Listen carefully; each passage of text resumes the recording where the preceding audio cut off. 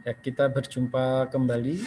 Saya akan melanjutkan materi tentang function generator ya, atau AFG. Nah, seringnya kalau di kami di lab, di laboratorium dasar itu seringnya menyebutnya function generator ya. Nah, ini adalah tampilan function generator ya.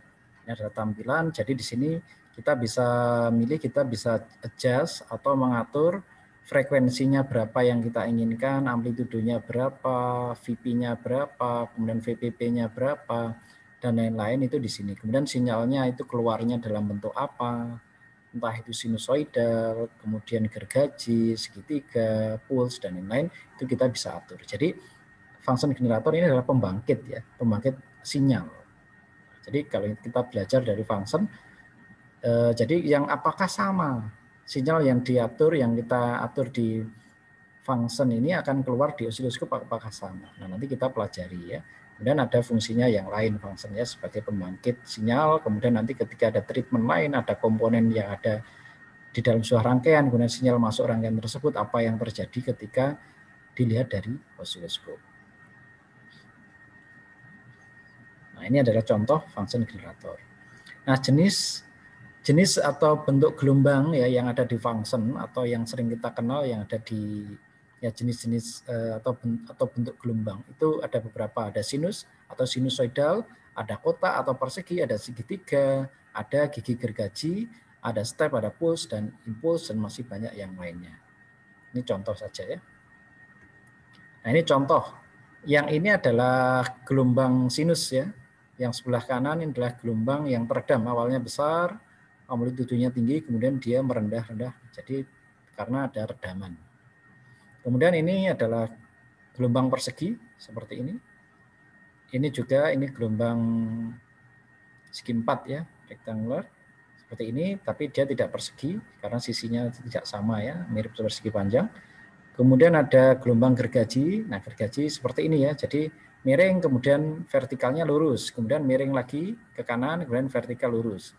Nah, ini gelombang gergaji. Dan kalau ini gelombang segitiga, kalau segitiga sama-sama miring, ke kanan miring, kemudian ketika turun miring juga. Nah, ini segitiga. Ini step. Nah, seperti ini step ya. Ini pulse.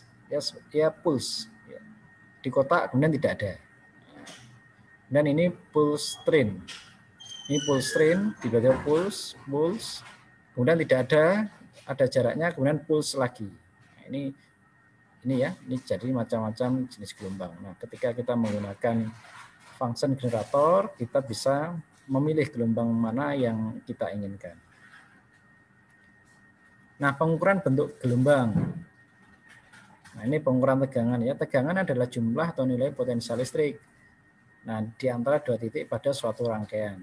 Biasanya salah satu titik dari rangkaian tersebut adalah ground, tetapi tidak selalu terhadap titik ground.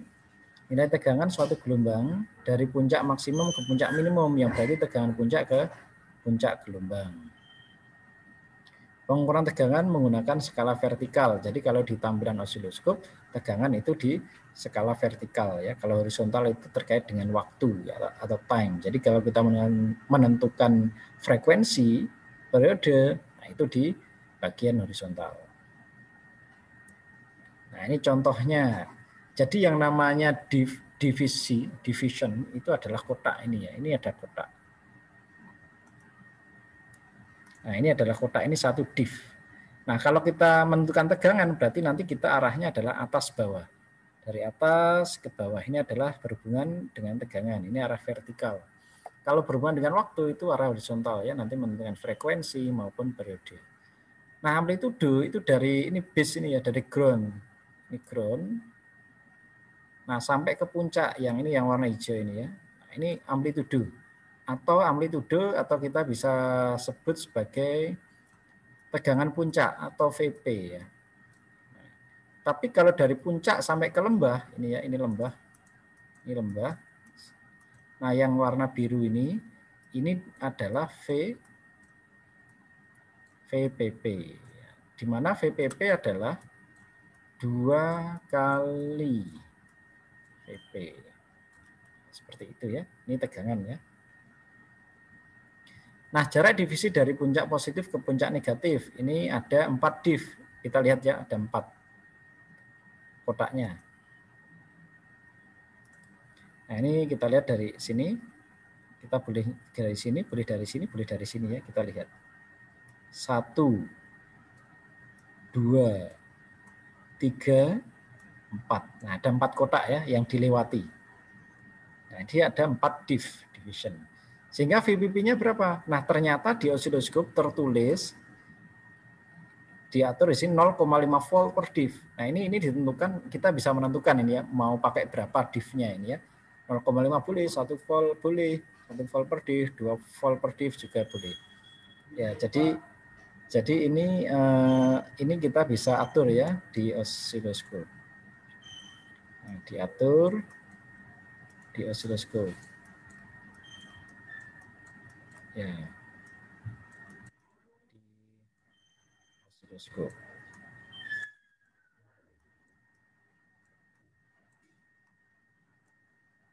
Seperti ini.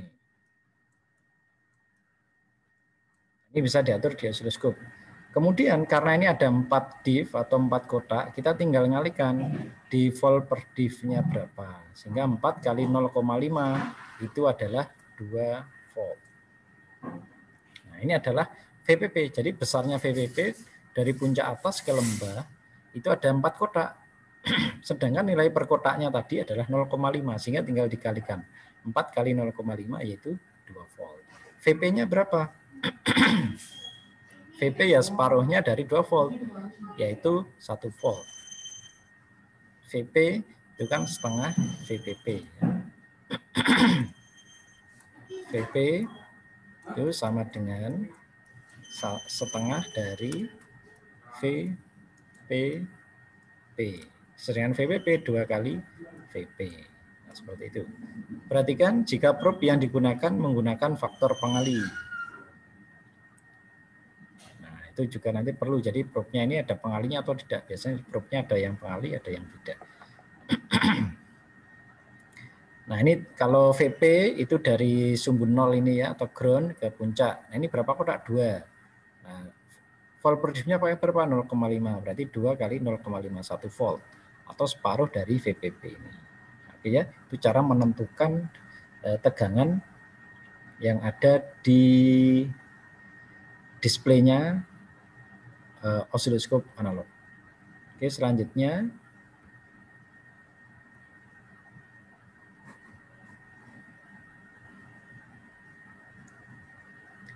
nah, tegangan RMS. Tegangan RMS tidak bisa secara langsung ditemukan dari osiloskop analog, tidak bisa karena RMS tadi yang kita pelajari di materi sebelumnya itu kan di daerah sini.